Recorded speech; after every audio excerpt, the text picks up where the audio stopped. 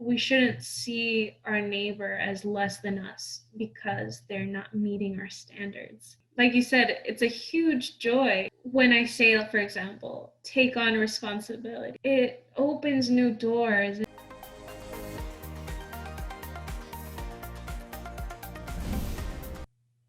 In this episode, I'm going to talk about maturity and justice. And for that, I have a very nice, sweet, and kind, loving youth. Her name is Hope Krumel. She's a college student and she also works in her neighborhood, building communities, a service that she is providing. And so, Hope, when we were talking about what theme we will talk to choose a topic, you suggested to talk about getting mature and justice. So I know you have a lot of experience to share in the arena of service, but can you give us an example? I also know that you're working or part of your project of working with the youth and the community in your neighborhood is to have a community garden. So welcome home and hello. Hi, thank you. So tell me more about what are your thoughts about getting mature and how do you make that connection with being just? I myself am making the transition between being uh, an adolescent and becoming, well, an adult, um, a youthful adult, a youthful adult, I would hope, but still an adult. I was just listening to a talk recently that was talking about actually the maturity of mankind as a whole. Mhm. And it was relating maturity to justice. It was basically explaining that justice in the context of maturity is a group of people taking responsibility for their well-being. You know, the difference between a child or an adolescent is that he's not in charge of his own well-being, not completely. Yeah, And an adult, he is taking the responsibilities necessary yeah. to protect and to thrive, to protect his well-being and to thrive. Mhm. And I thought this was very interesting because, for example, especially now because I've been struggling with school a lot to do things as excellently as I wish I did. And it doesn't mean perfect, but I wish I tried harder than I did because I do find myself having a childish mindset sometimes, thinking that life should be easy, things should be handed to me because that's what it is as a child. Those things are handed to you. And I just really liked thinking of justice as taking responsibility because, you know, in our world, we see justice a lot as retribution or as vengeance, even. And I think a more elevated understanding of justice is everyone receiving their due. And frankly, everyone can't receive their due if not everyone is doing their part.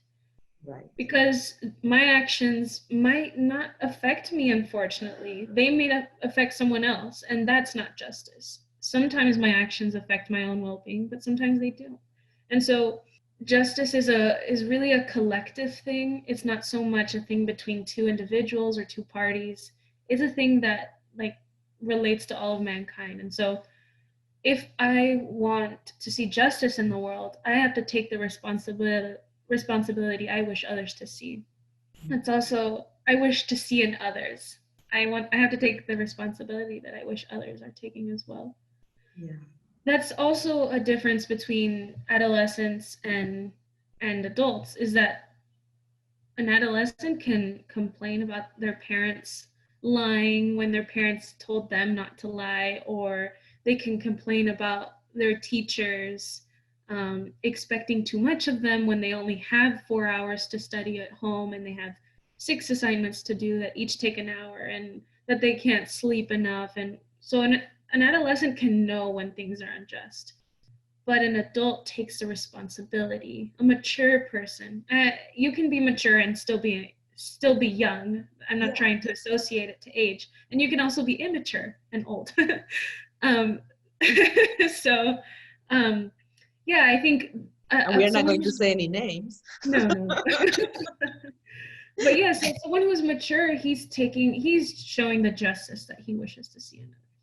So, lately I've just been really trying to dig deep into my sense of justice and honestly to be able to fulfill the things I want to, because when I have a childish mentality, I don't have the excellence to achieve anything because I keep waiting for things to be handed to me. When we are not there, when we can't see, it's like we feel like it's unjust, that like there is no justice at all.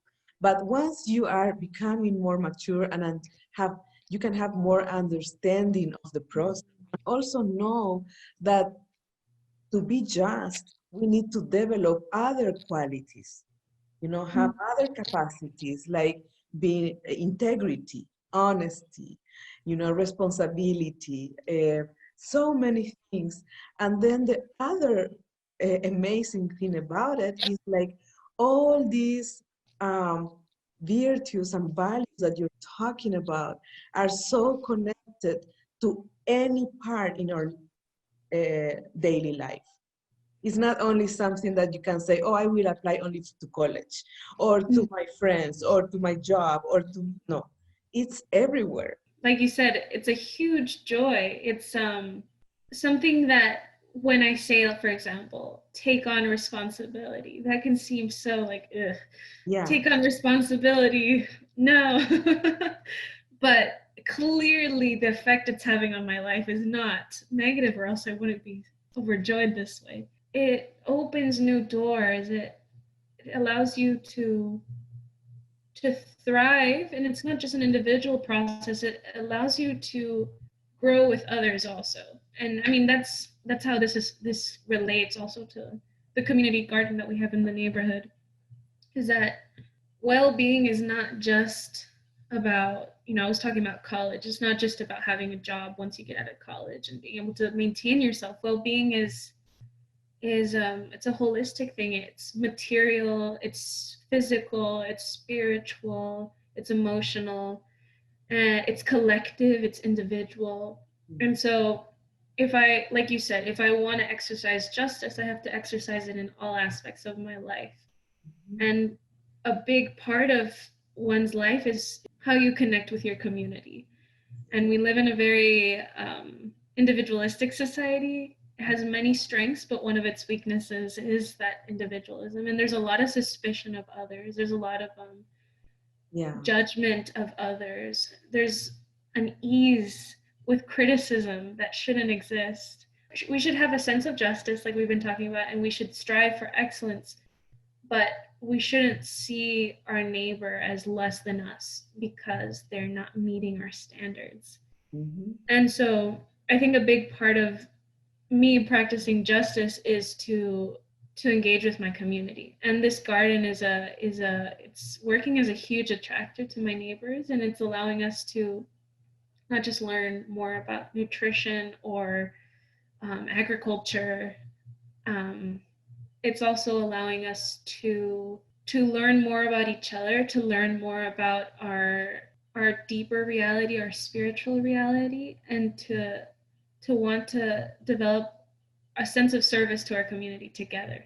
So It these creates people, bonding, you bond with the yeah, other people. definitely, because we're serving together, right? It puts us on the same playing field. It unifies us. So it's really great. I think it's a great manifestation of justice. I wish more people saw their responsibility in things like these, right? Mm-hmm. Not just in the circle of my family, but the circle needs to widen a little bit more. In fact, like I think it should widen to be as big as humanity. Yeah. So Hope, to close this topic today, what would be your message for the youth, for your counterparts? What would you tell them or share with I would encourage them to be excited about maturity, to be excited about adulthood. I think a lot of people aren't experiencing actually the excitement of adulthood or the maturity of adulthood. And so we don't always get presented, Mhm. those adults can't always share us a perspective, a joyful perspective about adulthood, just like more of a coping perspective of adulthood. A lot of people are just coping with adulthood, and that's very sad to me. But I want to share. I want to encourage others to believe that maturity, not adulthood, but maturity is a really joyful reality. And taking on responsibilities is not something that is innately burdensome. If you like this episode and our interview with Hope, please subscribe to the channel and see you next time.